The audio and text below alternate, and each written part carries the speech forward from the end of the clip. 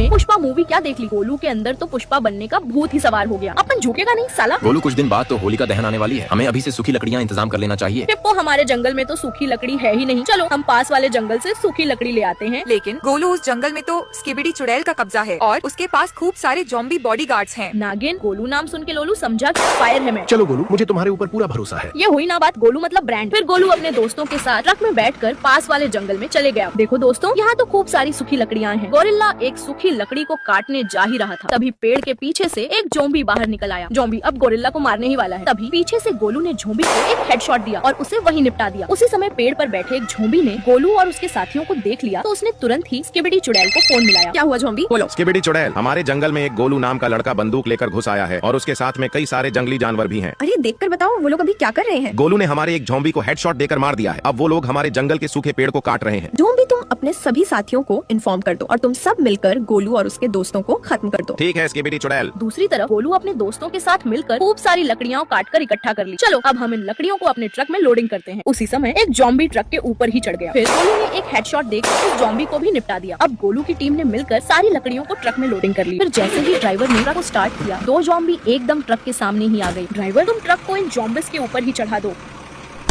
फिर जब गोलू ने अपना सिर दूसरी ओर घुमाकर देखा तो जंगल के चारों ओर से खूब सारे ज़ॉम्बिस ट्रक की ओर ही आ रहे थे। गोलू, अब हम क्या करेंगे। ड्राइवर, तुम तेजी से ट्रक को हमारे जंगल की ओर ले चलो।